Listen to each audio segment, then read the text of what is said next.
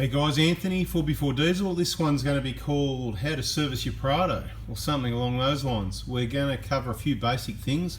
We've got a number of videos there that go through the things you should be checking, I suppose, and things to watch out for, and I think that's what the videos are called, things to look out for when buying a Prado and things like that, you know. Look, you can search the channel or you can just go through, skim through the videos and see what they're called, but sometimes they're called really bizarre names that aren't really related to the actual video. So you've got to have a quick look at them and see what's in there, and usually I'm going to try and do a bit of an intro to tell you what this one's going to be about. So this one, it's not going to be so much checking components and whatever, it's sort of what to look out for. It's more of the servicing, okay, so how to do it and what to do. Maybe how many litres of oil, what type of oil, we might touch on that a little bit, and sort of a bit more specific on basic things like oil changes and whatever. So this is a 150 Prado with a 1GD FTV engine. Don't be scared of servicing these vehicles. A few little bits of information quickly. Obviously, if you've purchased a new one of these vehicles, you can get capped price servicing. Just beware, the servicing can be capped as well, not just the price. So when it's at 10 and 20 and 30, these sorts of kilometers when they're new, there's not much to do. It's a new car, there's nothing to see. It's not going to need brakes or tires or anything like that. It's literally bringing it in for a quick check to be sure, and an oil change, oil and filter, lubrication. So we're going to go through, we've mentioned it before, we're going to go through those main lubrications and checkpoints, and we're not necessarily being specific about things we're going to check on a car that's done 150 or 200,000 Ks. Go and see our video. I think it's called what to check at 100,000 Ks. If you want to know what to check there, we've got a video for that. There's going to be more videos. If you haven't already, make sure you subscribe and turn that bell on now before you forget, and you know, so then you don't miss out when those videos come out. So let's have a look at specifics on this vehicle, the 1GD FTV 2.8 litre. I'll just get some information handy. Alright guys, so if you're going to consider servicing your own vehicle, I think it's a good idea to consider, but you want to gather as much information as you can and consider it before you make that decision. So see this here, 5-year warranty advantage, peace of mind. You do not have to take your vehicle to Toyota to get it serviced to maintain that warranty. It does need to be done as per the book though, and they may have requirements as to it needs to be done by a mechanic or a technician or someone that's qualified. They may just ask for an ABN number. You need to check with them exactly what they need, but I would be suggesting, as long as it's done as per the schedule in this book by a qualified person, it should be fine. Now, if you're outside your warranty, obviously you're not too worried about that. Now, first thing you should do is have a look at this book, Warranty and Service, and if you open it up, don't worry about if someone serviced it and they've pulled those, you know, further on, let's just go and have a look further into the book, you know. You've got these tear off bits, you know, and see that dotted line, it's meant to be torn off, and the technician is meant to keep this and go through. Yep, tick, tick, tick. Once the job's done, that's what we do. You'll find I take them out of the book because that's what it's designed for. You don't need to keep this and worry, oh, but I don't know what was done here. That's what this part here is for. We'll get to that in a minute, okay? So I tear that out, I fill out your book for what we've done, and we're going to go through here and tick those things off. And as I said before, there's some things we don't do, and there's some things that aren't here that we do because we adapt to what the vehicle specifically needs, not necessarily just what the book says. And I'll give you an example of that, okay? So I'll just zoom in a little bit so you can have a really good look at this page and what I'm talking about. So for years and years, the Toyotas and many vehicles, they had a fuel, on the diesels, they had a fuel filter change every 40,000 Ks, okay? Now when the 1KDs came out in the 120 and the 150, they ditched the 40,000 K filter change. So see this one here, fuel transfer system filter every 20,000.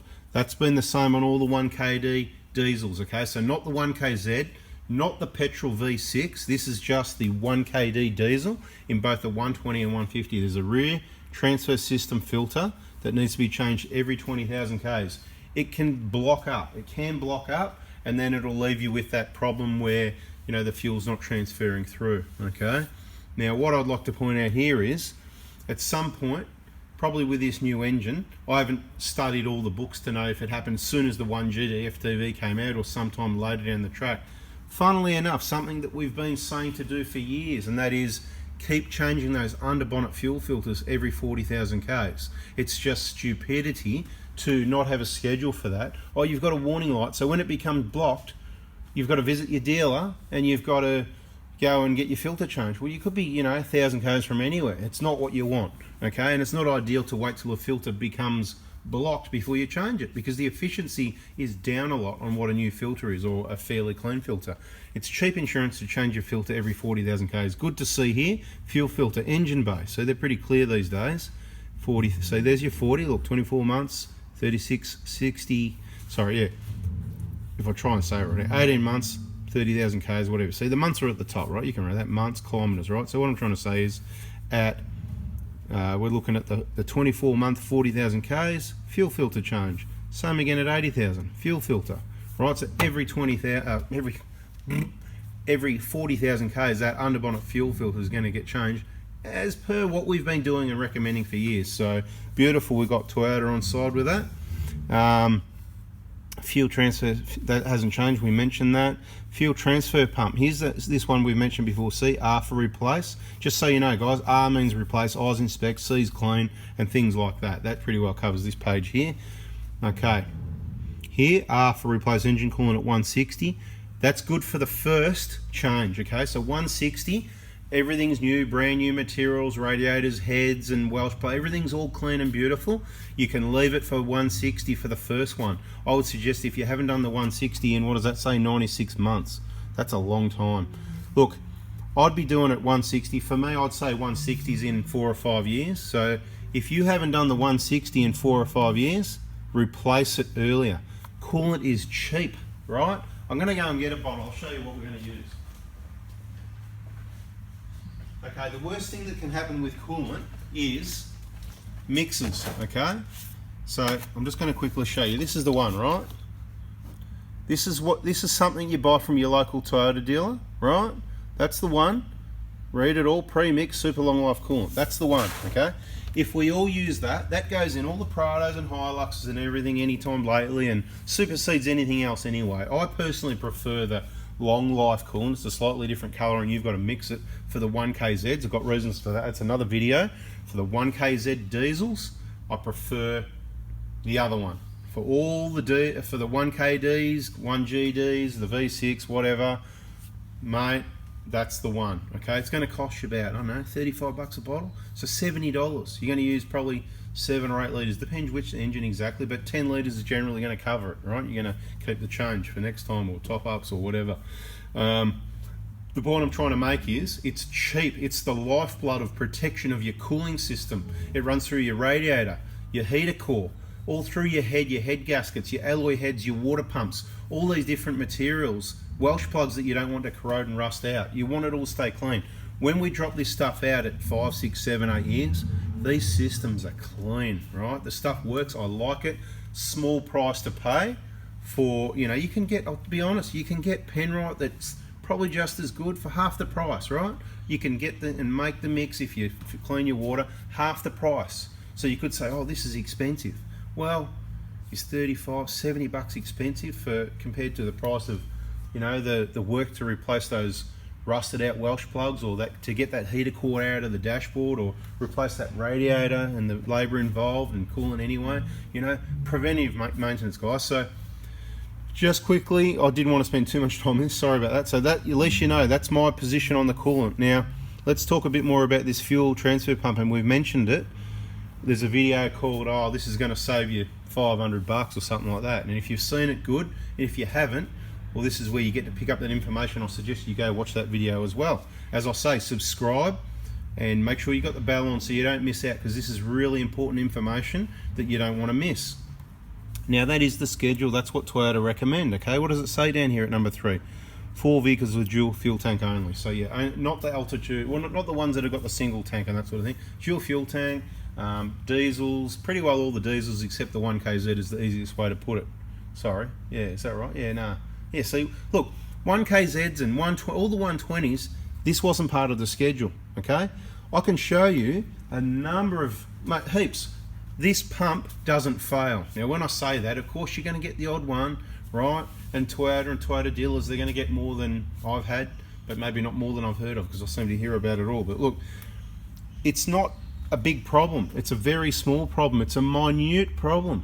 So to me, removing the tanks and replacing this pump at 150,000 Ks is a waste of time and money. And I think any common sense person, even if you ask your local Toyota dealer, hey, is this really necessary? Because, you know, do we really see problems? Do we have problems with these things failing, that sort of thing?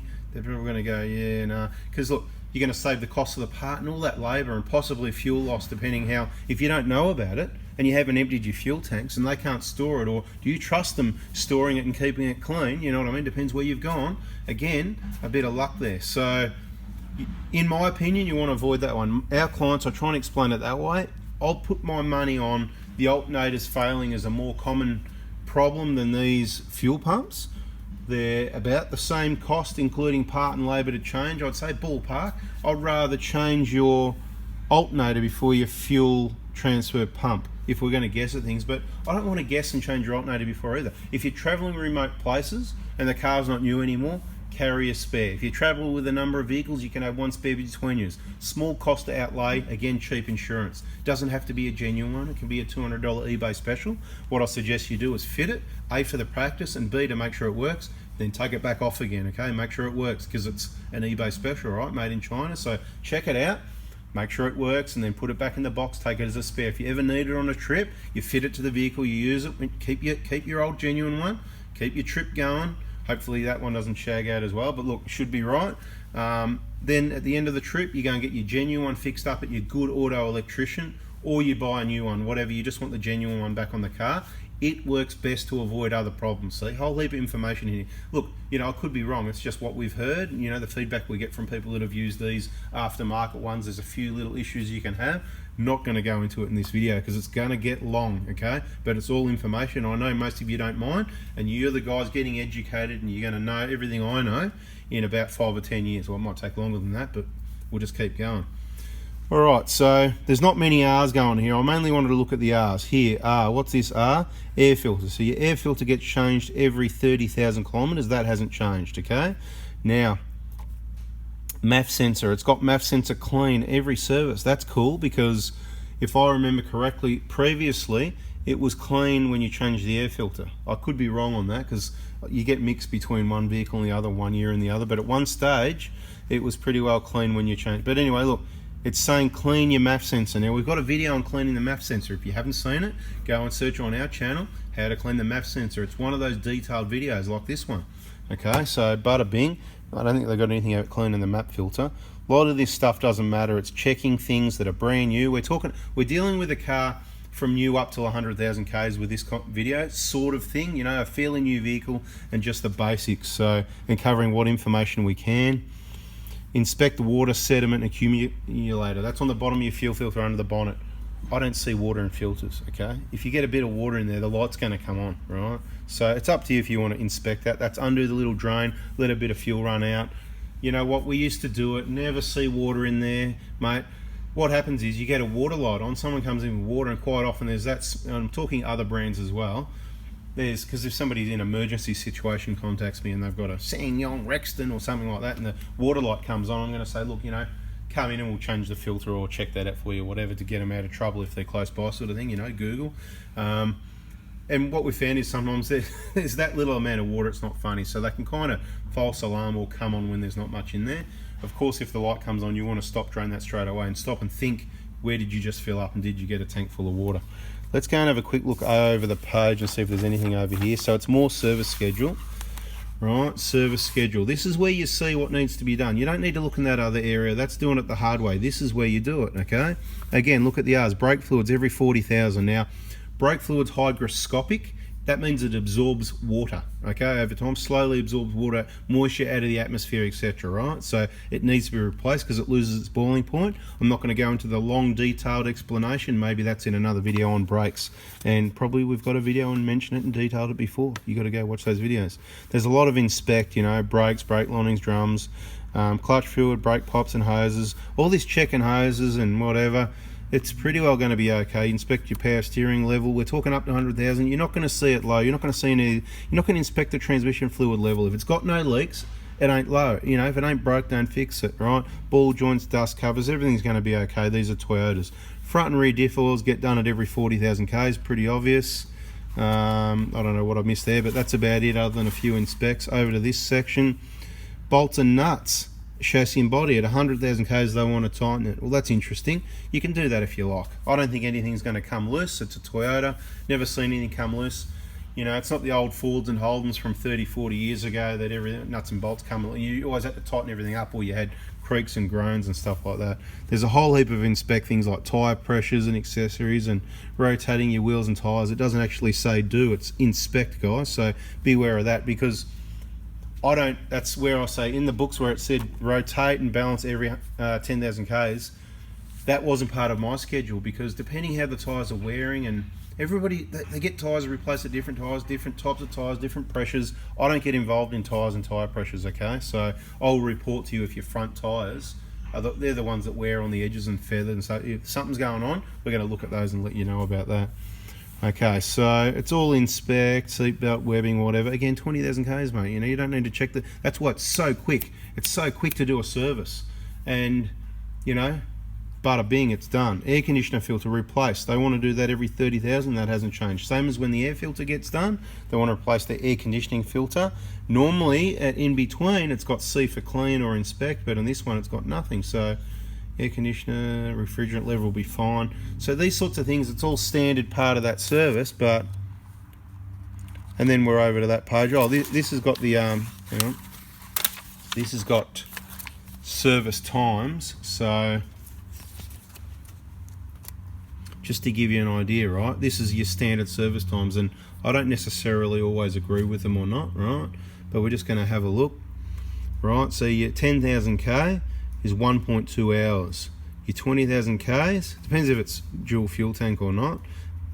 I don't know what the difference is between the 10,000 and the 20,000 to make it 1.2 to 1.4, because the only difference really is changing that rear fuel filter, which you can see the difference between the 1.4 and the 0.7. They're allowing 0.3.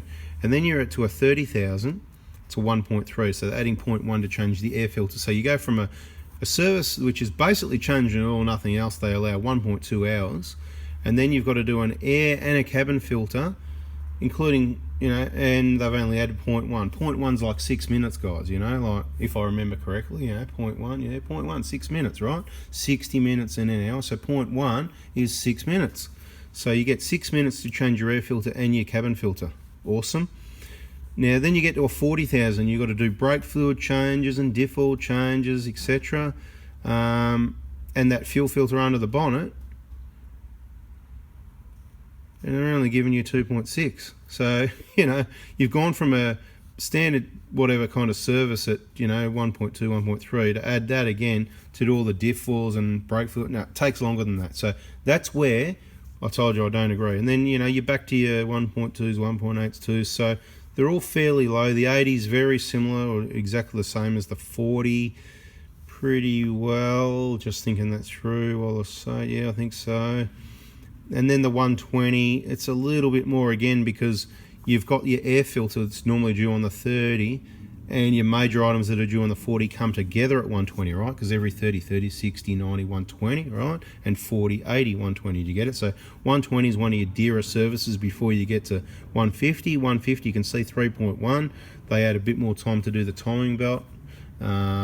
It's not a massive timing belt job, but we make it a big job by doing what we call the big front engine job. Anyway, enough time looking at books. I hope that's been educational, the looking at the book part, and we're nowhere near done yet. So if you want, press pause, go, you get yourself a coffee or a tea or a beer or whatever you're onto, and we'll get on to the next stage of the video.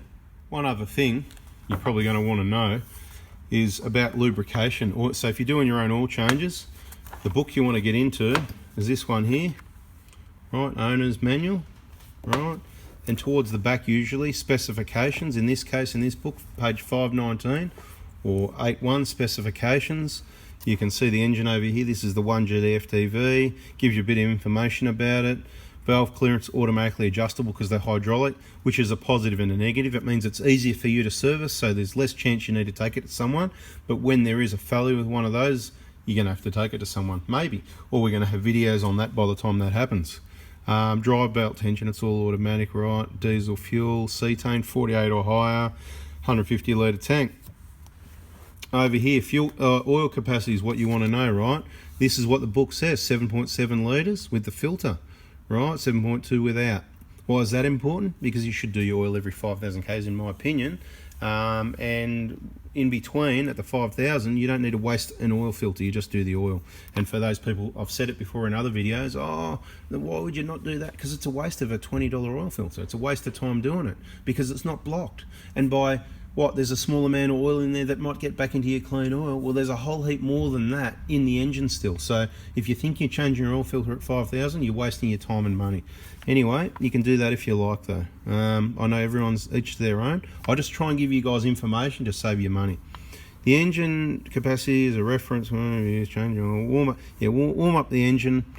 Yeah, so this is telling you how to check the oil, which I've said for years. The way to check the oil in these cars is with warm engine oil, and 5 minutes after you switch it off on level ground. Okay, that's the 1 kd, and it's this engine's just the same. I'll read it to you. The engine oil capacity is a reference quantity to be used when changing the engine oil. Okay, it's a reference quantity, right? So it depends what temperature it is when you drain it and how long you drain it, if it's on a hill or not. It's a reference quantity, right?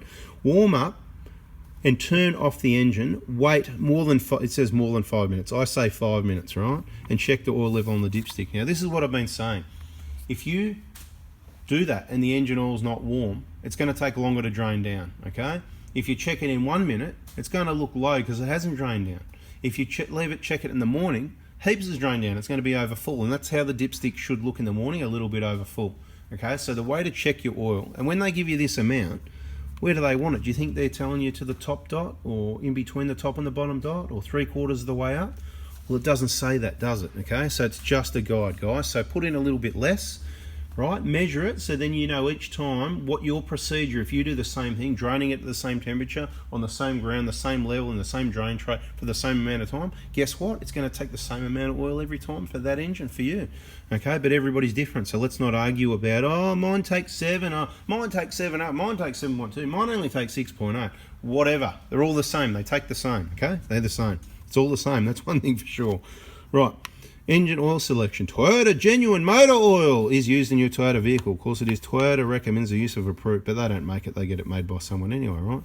Of course they recommend it, but they can't make you use it. Now, you need to say, look, another motor oil of matching quality can also be used. So it says ACEAC2, okay? So that's your grade, right? Using oil other than that may damage the catalytic converter, okay? Now you've got to be careful because you've got DPFs here as well in this vehicle, so you've got to make sure you use the correct DPF oil, right? So here it says recommended. Now this is where people have got to be careful, right? We've got to keep reading. And we've done this with 1 kds, but heaps of people missed it because they want to keep writing that, oh, you know, 1030 is ideal and all that. You didn't read past the first line. Let's read this properly. 030 recommended viscosity. 030 is filled into your Toyota at manufacturing, and the best choice for good stop there, see? That's what people don't see, right? And the best choice, they see that and then they're on to Facebook telling you that's the best, right? Let's keep reading. The best choice for good fuel economy and for good starting in cold weather, okay? That's the best for good fuel economy and good starting in cold weather. Does it say that's the best for, I'm up the top of Australia in 40-degree heat towing a 3-ton caravan for 800 k's a day and I'm working it? No, it doesn't say that, okay? So this stuff's going to be like water. This is going to be good for Tasmania, Victoria in winter, and it's probably okay everywhere else. And if you're doing short trips, it's good too. And you know what? Even if you go up north, it'll be okay as well. But it's not the best in that particular climate. So this is what you do. You look at this chart here, and it gives you, you know, your temperature range anticipated before next oil change, right? So it goes down. There's this line here, that's 0 Fahrenheit or minus 18, right? So that arrow is going that way. And this arrow here, so there we've got 27 Celsius, so it's not telling us what the next line is. This is going to be about the 40 mark, right?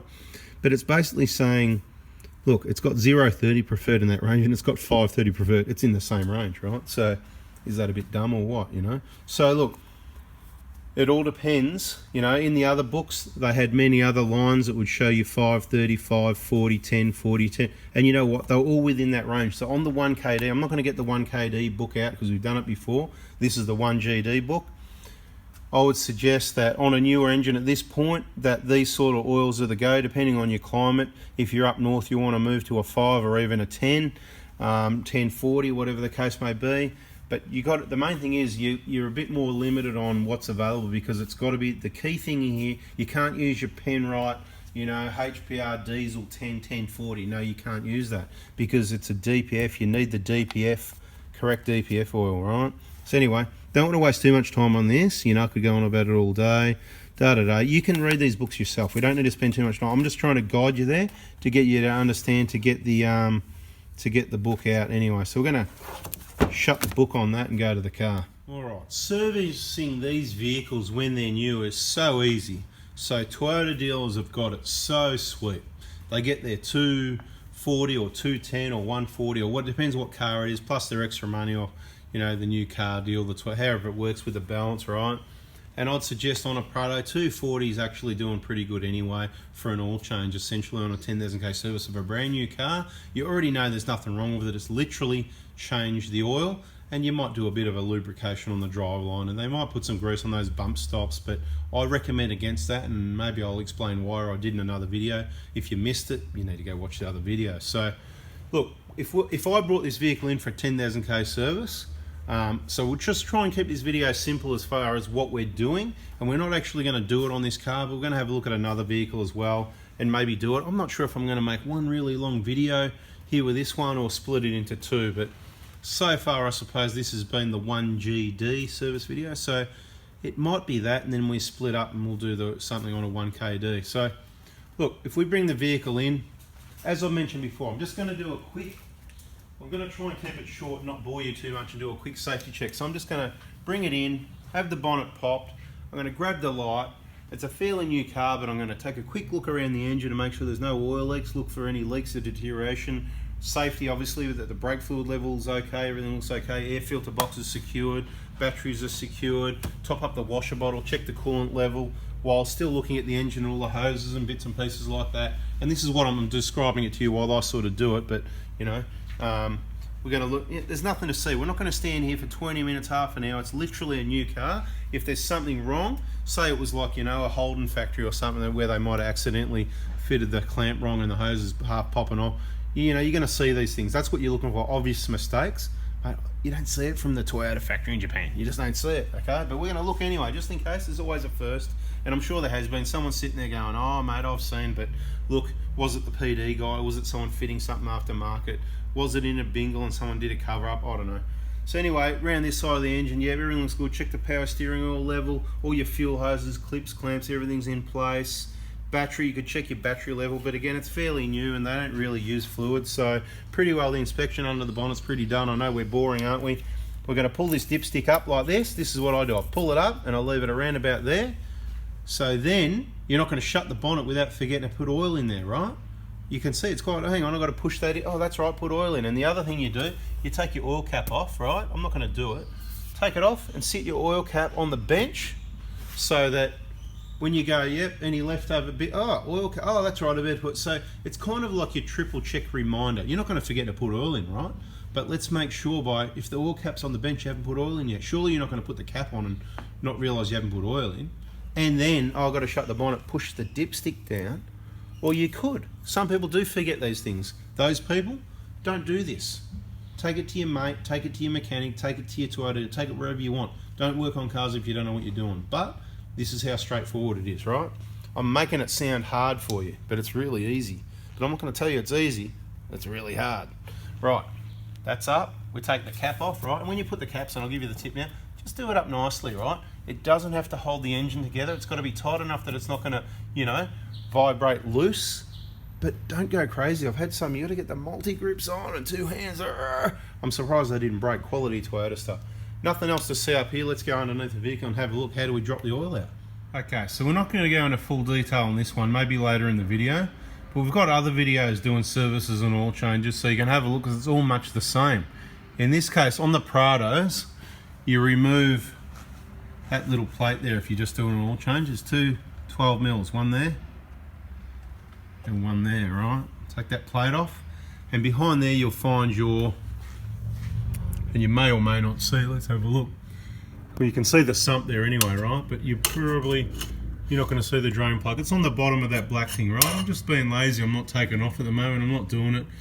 I just wanted to show you the oil filter's in a different location to the 1KD, right?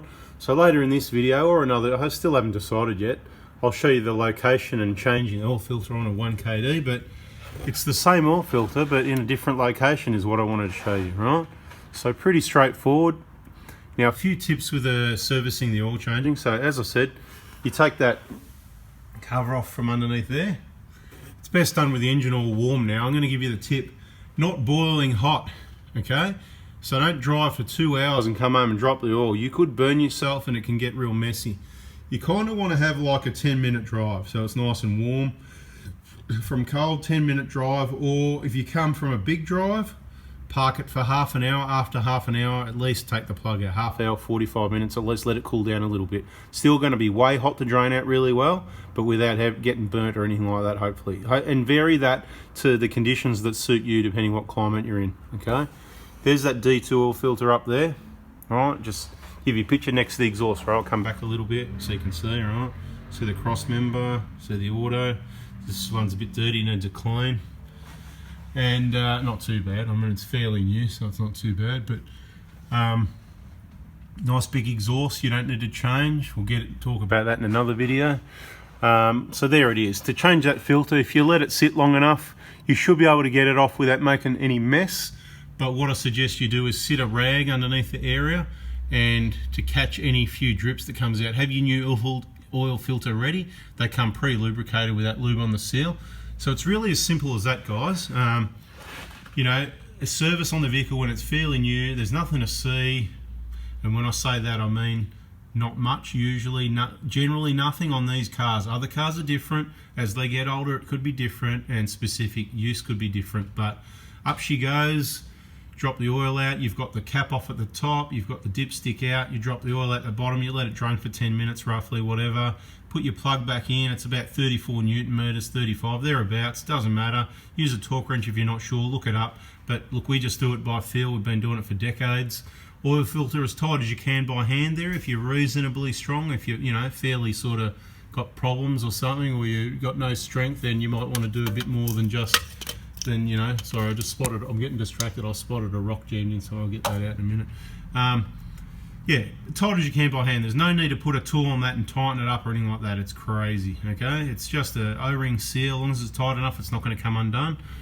They give you a specification usually. Oh, my light's gone flat.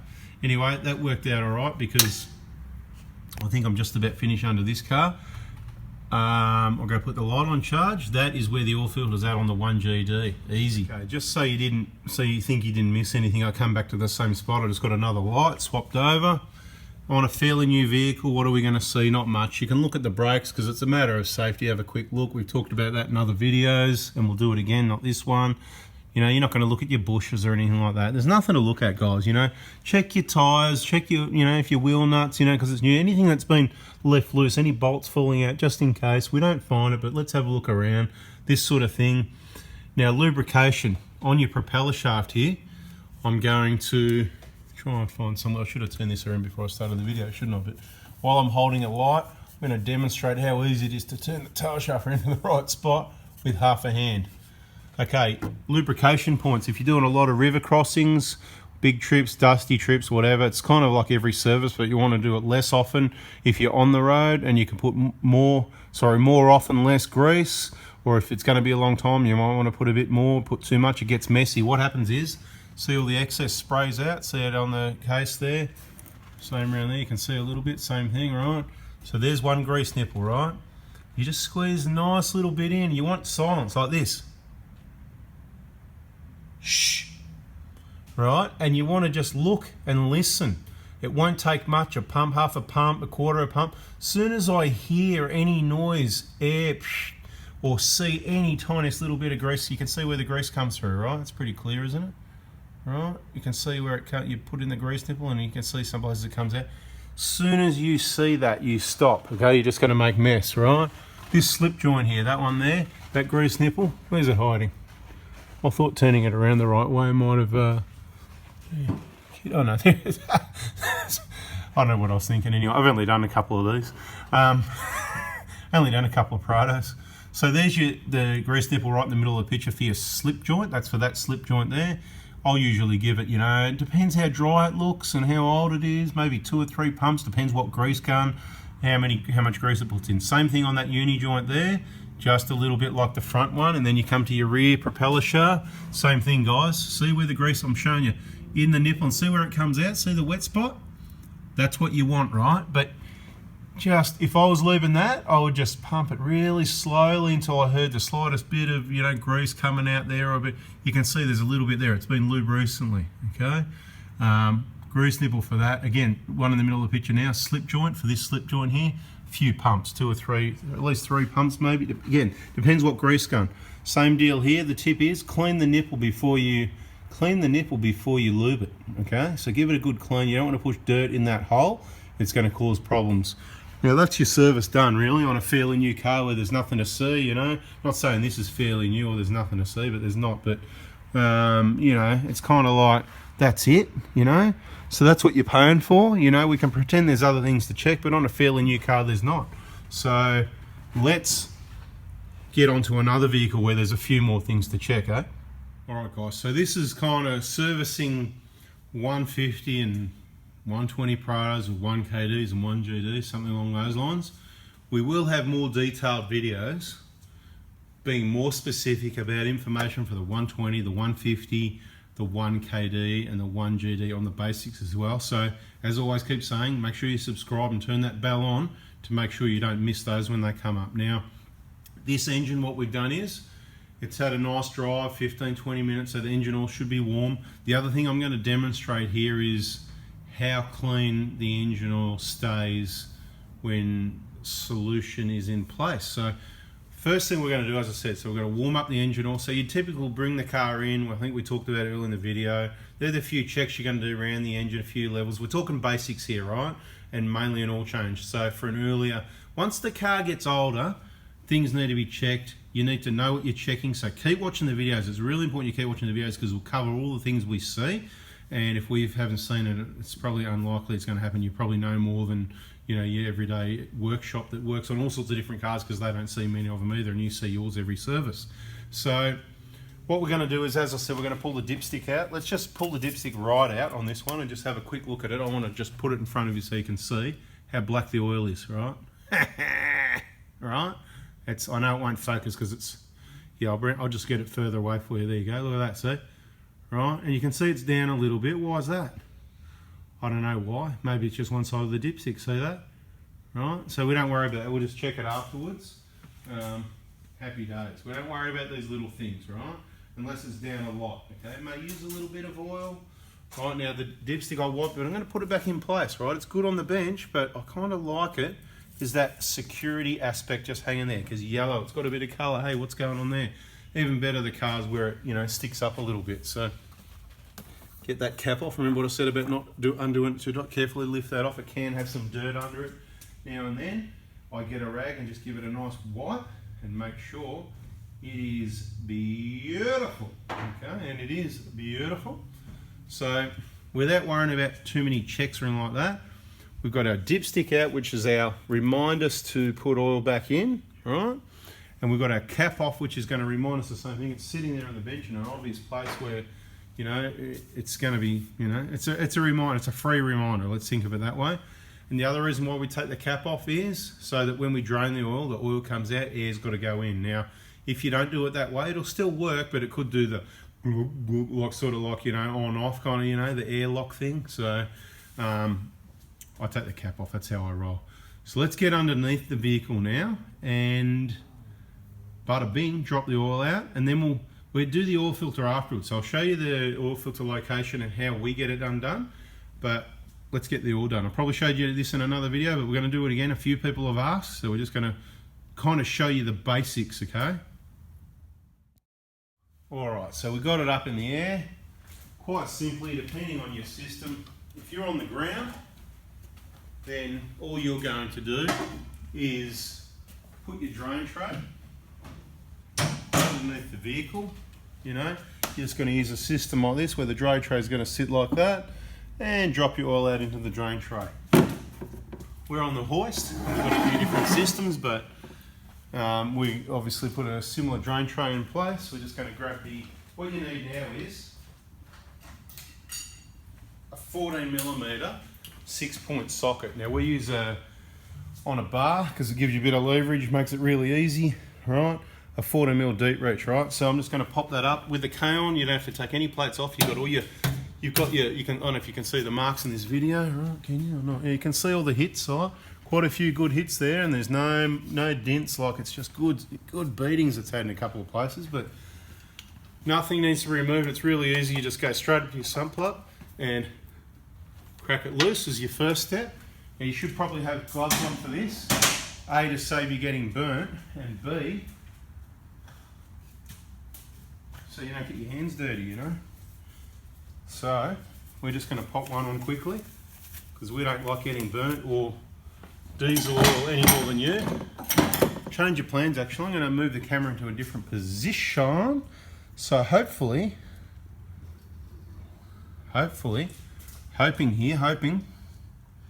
we can get something so you can see. Let me just see if I can get this right. So you can see the oil coming out a little bit, somewhat, and get a gauge of how. And this is what I said, you saw the dipstick, it looked clean.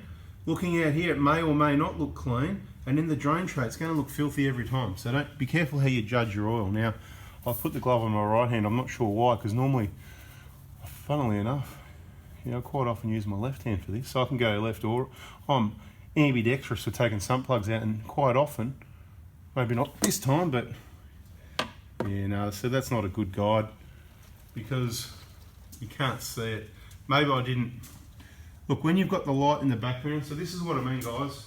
You've got to be careful how you're judging your oil cleanliness, because when it's a bit, you know, when it's a bit kind of like a little bit warmer, it sort of fans out a little bit wider than that, and I suppose that's where you get to see through it. And you know, I probably should have had the door open and had the background, the light coming in. That's when you see it. So, I mean, I can tell looking at it that it's not. It might look black to you, but it's not a really black oil. I'll just touch a little bit on the end of the glove hole. I don't know if you can. I don't know what you can tell, but of course it's got colour. But it's, look, I have to bring it out in the light to see it myself. It hasn't got much colour in it, is the best way I can explain it to you. So, look, the point of the demonstration was people want to see how to change your oil. Well, there it is. That's as simple as that. And it's the same on the 1GDs. There's nothing hard about it. It doesn't matter which engine you've got. It's just the oil filter's in a different location. We've showed you the location on the 1GD. We'll show you the location on a 1KD. You can see the oil, it's slowing down already, right down to a thin trickle. I would suggest that's 98%, 99% of what's going to come out anyway. You could cap it up now. Personally, you know, you can leave it overnight if you want. Personally, it's about a 10-minute thing, so I won't bore you. I'll end the video at that. I'm going to go do a quick inspection on the vehicle. Look, I might as well take you around with me, all right? Let's go and have a look and see what we can find. Just a quick one. Alrighty-o, so we've got the K-on airflow happening. Alright, and the protection. We're just going to have a bit of a look around. I'm not really going to say too much. I'm just looking, you know. There's no oil sweat around there because new control arms 100,000 Ks ago. A bit over 120,000 Ks these arms for the bushes and whatever. They weren't too bad, but I say 250 prevention. No sweat there. New tie rod ends, new boots, new struts, new springs. Original top ball joints. Funnily enough, it looks the same as the ones I've showed you at 80, 100, 180, 250, right? Original arms there, right, guys? Bushes, ball joints. Original link pins on everything on the sway bar, okay? Drive shafts have been, I've done a bit of refresher work. They've been changed, not new ones though. Bit of a rebuilt. I've rebuilt them myself using, we get some old drive shafts, often put new ones in, and I thought it seemed to be a waste, so we'll redo. So there you go. Now you can see, remember how I tell you about that sweat on the racks? This has done nearly 400,000 k's. It's been leaking for ages, but has it got any worse? I'll ask you. No, it looks about the same as they do at 100,000. That's what I'm trying to tell you guys. I'm trying to save you money and not do things that don't need to be done, okay? So let's have a look up, quick look up towards the engine. It's might not focus for you. No oil leaks, nothing to set there. There's nothing to tell you about it. Let's have a look at the radiator. Old original radiator, nearly 400,000 k's, 12 years old. No leaks in that one. Yeah,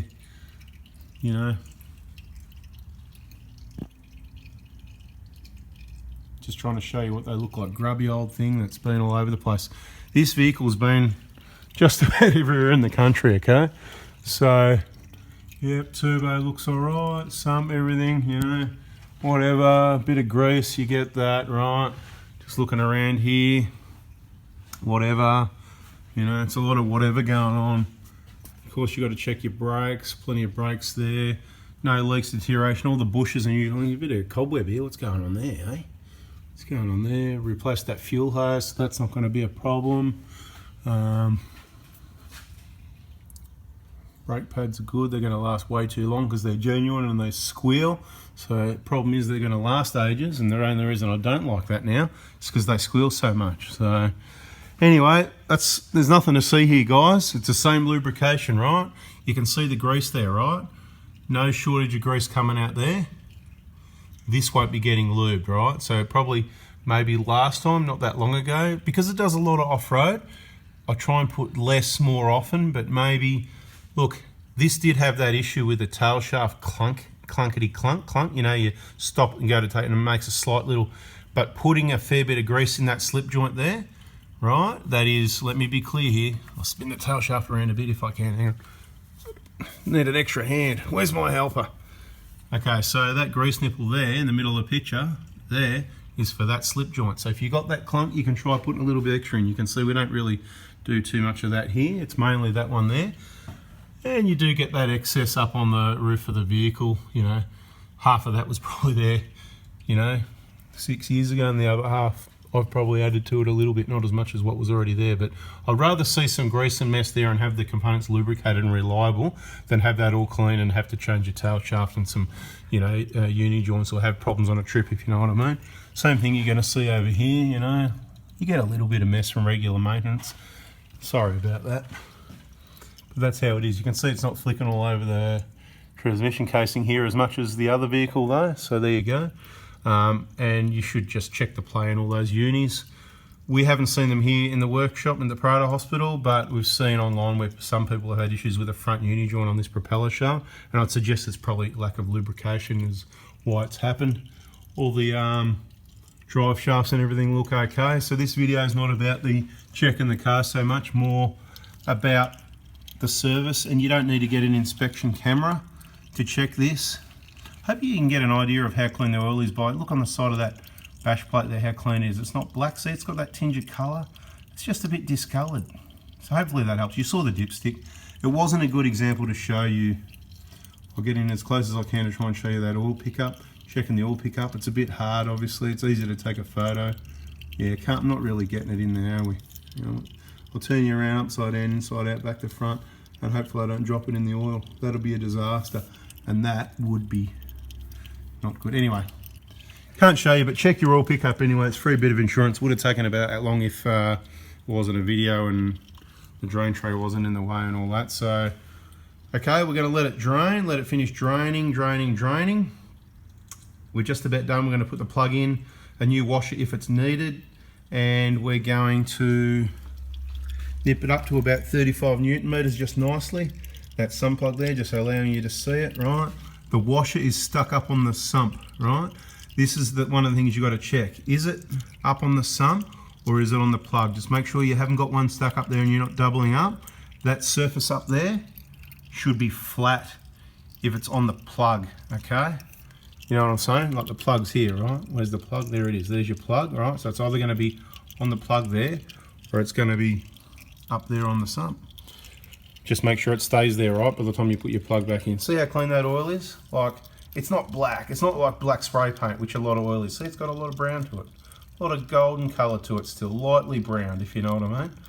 Anyway, guys, back up the other end. We'll get the oil in and show you how to change your oil filter. Okay, guys, I just wanted to say again, because it's really important, check the oil pickup, and that's on any vehicle, okay? So it's not a problem with 1KDs or 1GDs or any other engine. It's all of them, okay? It can be from lack of oil changes in some vehicles. It can be from different causes, like with the diesels, any of these, with injectors, with the seats under them that haven't been changed, they can leak.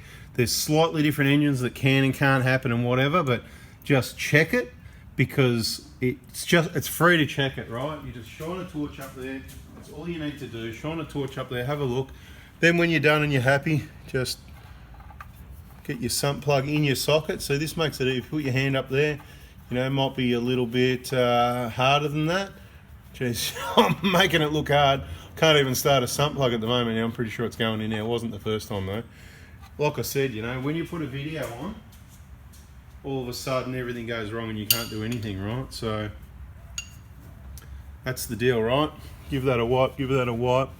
Whatever you do, if you don't know what you're doing, use a torque wrench. You can get a cheaper sort of one for jobs like this if you like, if that's all you're doing. But for me, I've got a good hand. I've done a few of these, believe it or not, just a few. And it's not just about these, it's about all cars. And look, they're all very different. Some of the sumps we've dealt with over the years, and a lot of people do over tighten sump plugs. It's definitely a bigger problem than leaving it loose. Both of them obviously a pretty bad problem, but you know, there's sometimes you got to drill them out, re-tap them, you got to put helicoils in. That's how they are standard. Some sumps, they have a helicoil in there. What I do, once we're done to this point, besides just giving it a wipe again, you know, give it a good polish up. It doesn't matter if it's engine oil, diff oil, transmission oil.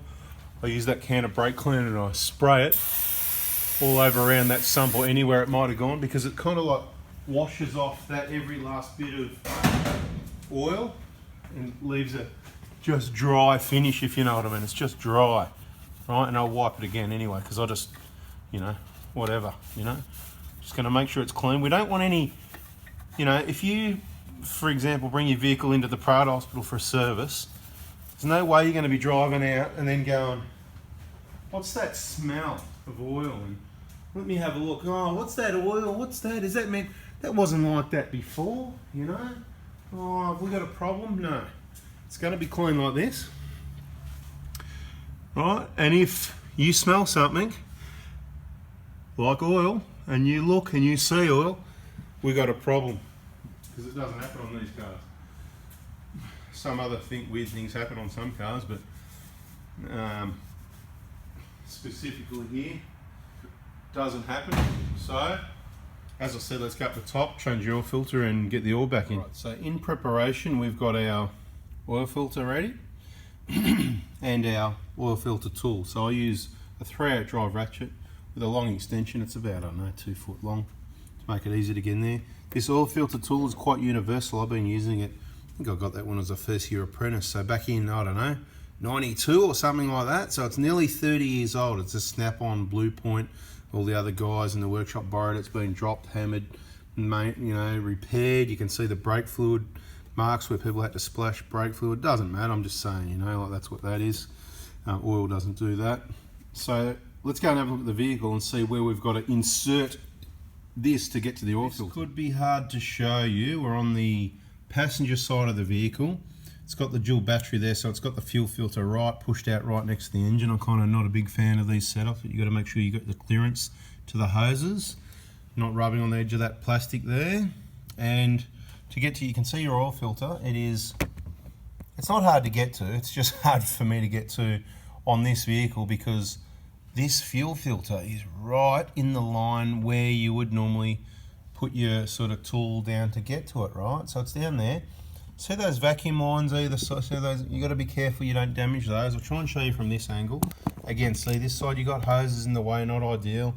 So there he is. So you might try and squeeze down this way, but watch out for those two vacuum lines there, right? Because they are connected to that VSV and people break the plastic off. It has happened before, so beware of that. I'm not going to go down this way. I'm going to go down from this way. So I'll put the camera a little bit further back, get my hands free and demonstrate. Now I apologise in advance for everything that you can't see, but unfortunately that's how it is, you know. I mean, so there it is. There's the long, you know, the long arrangement, and it's going to carefully just go down under here. And as I said, you've got to be careful of those vacuum lines, so make sure you get around those onto the oil filter. It's not that hard, right?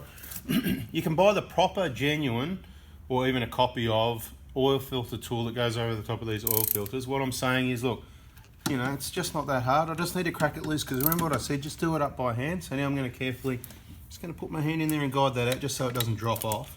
They stay on pretty well, but if I, for example, if I hit the edge there, well, they stay on pretty well, but that could then drop. So I just like to grab it and bring it up. We'll place that on the bench. Now, here's your tips. Why have we left this till last? Leave it till last allows the oil filter or any oil that's going to come off to drain. I'm going to go in this way. I'll spin the oil filter till it comes off. I'll flip it up the other way, just in case anyway, and it'll come out like that, clean and dry, no mess. Any oil on my hands, look, barely even stain my fingers. Let me see, where are you in the picture, right? Barely, that's what I'm saying about clean oil. See that? You wipe it like nothing, mate. You know, if you've got black oil, if you're going, oh, mine's not that clean when I do it, well, you know what the problem is, don't you? Not enough oil changes, or that EGR, that damn EGR, right?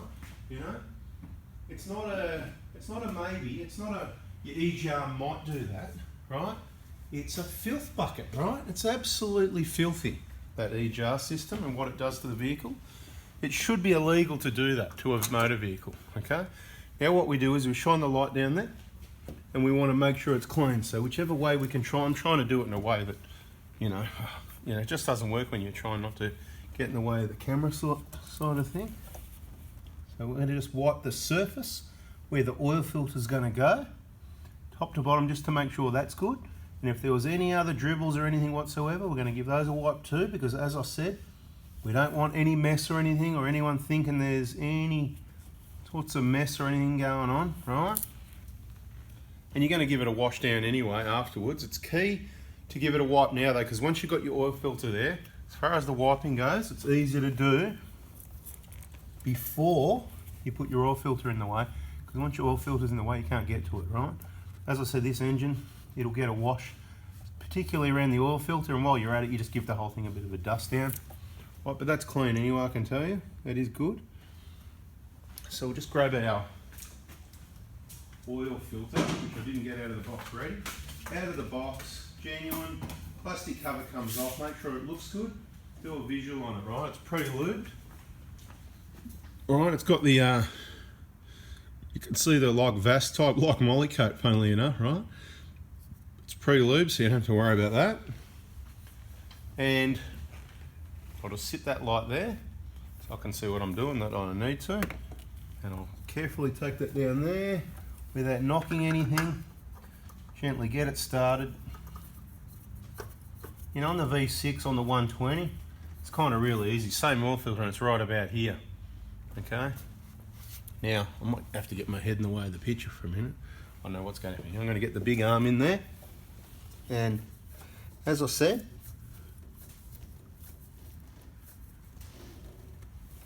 I've tightened it up as tight as I can by hand. That's it. I'm not touching it. It's against a rubber O-ring. It's not going to vibrate loose. Right, I hope you get that. Now let's back off and put some oil in the engine. All right, so this is a bit of a DIY way of doing it. And I like it, because I'm a DIY too. So I've got this old funnel that I use that happens to fit really well. And I've got a transfer container, so I put oil into the 5 litre container. This is on a 1 kd. I'm going to put 7 litres in. Okay, now by the book, like we looked at the book at the start on the other one, I think it was the book says, hard to remember what the book says because it's not usually right, you know. It's a guide. It says 7.7, I think. The book on these say 6.9, if I remember correctly. But like I said, I haven't pulled out the book on this one. That was years ago, and if my memory serves me correctly. But I can tell you on every one of them I put 7 litres in, and quite often you'll be happy with that, and sometimes you'll go, you know what, I want a little more. Don't drip oil anywhere, you know, don't do that. No drips. One more drip. Come on. That's it. And then we're going to pop that there. I'm going to go put another 3 litres. I'll put 4 litres from my large. Right, now I'm just going to put another, so 4 plus 3 equals 7, right? Yeah, you know, that's why they taught us maths at school, I think. So I've just got another 3 litres in there now. Liquid gold. What are you using? They're saying, what are you using? What are you using? Okay, 3 litres, let's get that in. One thing at a time, guys, can't multitask. What are you using? Not what this container says on it, so don't think it's that, right? What do we put in? 4 plus 3. Don't overflow it, because what happens is it makes a big mess down the front of the engine. Right, it goes over the valve cover, but inside the valve cover, and it runs down the front and it just gets really messy. So you need to just get a nice funnel like that. If you can even get one like that anymore, that's the problem. I always see those big round ones with a small, like for unleaded type thing, they're pretty useless. I know. Alright, so when you lift it up, normally I'm in front where the camera is, so this is a problem for me. I'm being a bit unco again. I'm going to wait till I get one more drip, and then normally I steadily, well, one more drip. If I hold it much longer, the drip won't even fall in the hole.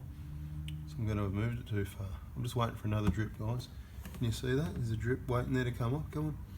Drip, go on.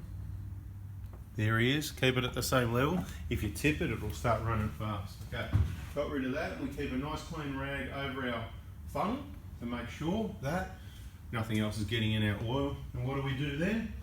Of course, we put our cap on, don't we? Yes, it's a bit like Kinder, isn't it, today? Yes, and what do? We put our cap on. Okay, now that we've got our cap on, just going to give it a bit of a wipe and a bit of a, make sure it's clean with it, because otherwise all the dust and everything will stick to it and it's untidy. We don't like that, so nice clean rag for that. And if you like, you can just, you shouldn't need to check the oil, but in case you forgot to put the sump plug in, hey, let's just check, you know, just in case we forgot something like that. But you know we didn't. You saw me time, and you're not even going to see oil on it now. You're going to go, gee, I think I better pour some more oil in, because I can't even see it on the dipstick. And that has happened, guys. It's not a joke. That's why you watch these videos, right? I'm telling you now, it is about 7 to 8 millimeters above the dot. Remember, the engine's got to run, put some oil through the oil filter and that, you know. So I'd rather 100.1 of a litre, you know, 100 mil over. That's my guide, 7 litres, guys. That's my, what was the word they used? I've forgotten already. Anyway. What oil? They still want to know what oil. Well, just because I show you this oil doesn't mean I'm recommending it, okay? But I'm going to show you what went in this time, right? So it's Penrite, Outback hardened 4x4, right? Diesel, 1040 for light and heavy duty diesel engines. Rightio, that's what it is, okay? So that's the deal, that's what all we used this time, but does that mean that's what we always use? Not necessarily. I'm not going to pick up one of the other ones because, you know, they're all full. Too heavy, I'm not holding it up there.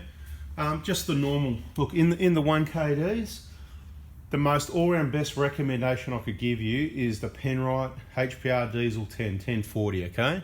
Not for DPF vehicles, for 1KDs in Australia. Penrite, HPR Diesel 1040, that's what we use. In the hotter climates, or if you're doing long highway Ks, we use the 1550, or once they get a bit higher in Ks. It's winter at the moment, so this one, that's what it got anyway. Outback hardened. You know what that is, don't you? You know what the difference is? It's a tough name that you just paid an extra 10% for. It's called marketing. Look, I don't know what the difference is really, but my money would probably on that. I've got no idea what it is, so I'm just saying. I think you'd probably be paying for the marketing. Now, obviously, what we need to do is run the engine. So we're only going to do that in an enclosed area. So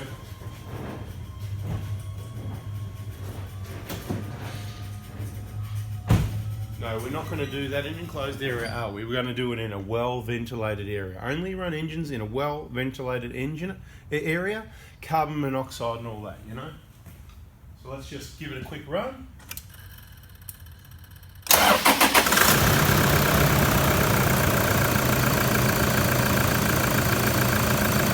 Have a bit of a listen. That's how a 5.5-year-old Optima starts at 1 kd. Totally crap batteries, aren't they? Yeah, not. None of this, just boom, she starts well. It's probably getting down a little bit on what it was when it was new, but it seems to crank hard. Nice quiet engine. Alright, so it's all circulated.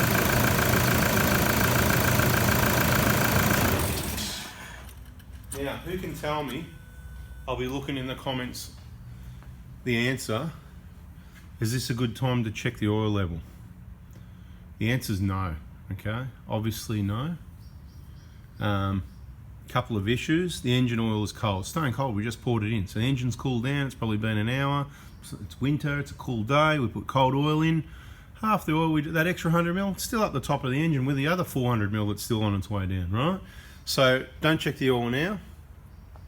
Too soon and too cold. So ideally, it's okay to give you a guide. Oh yeah, she'll be right if you're on a trip. You can check it however you like, as long as you make those allowances, okay? The allowance here at the moment is, ideally, you'd go for a drive for 10 minutes, okay? 10 minutes is going to get the oil and everything warmed up enough. I'm not telling you to go and drive for 10 minutes to check your oil. That's a waste of fuel, waste of time, right? Just allow for it, okay? And if you've driven 10 minutes, if you've gone and got the paper Saturday morning, I don't know what you like, you're all different age groups and people, whether you get the paper or not, or whatever you've done, if you've gone for a drive, gone to Macca's and got your McMuffin or whatever it is, right? 10 minutes, come back, switch it off, eat your McMuffin, read your paper for 5 minutes, front, back page, whatever you do. Then, on flat level ground, after 5 minutes, parked, with the engine off, after 10 minutes of driving, check your oil level. And I would suggest that at that point in time, I would like it close to the top little dot, okay? Now this is too soon, but just because we can sake, let's pull the dipstick out. You're not going to see any oil on it anyway because it's so clean. That's what I'm saying. There was a little bit of dirt. I'll show you the oil now anyway. Let's just do it for, you know. You're not gonna, I couldn't even get you to help me check the oil level from here, could I, right? Do you want me to tell you where it is? Let me see if I can even tell. I think it's just above the dot, but you know what? I'm going to dip it again because it's hard to tell. So I'm saying this is a problem, you know what? When you've got a clean engine, let's say, it's a real problem. It's hard to check your oil. And you know when you need to do an oil change because you can check your oil again. Now I've just done a quick dip in and out. I'm going to see if I can locate. Oh, it's right on the top dot, guys. It's spot on. Like, you know, depends which side you look at it. You won't see it anyway. Let me see if I can get it to focus. Yeah, there we go, right. Yeah, you can't see it, it's so clean, right?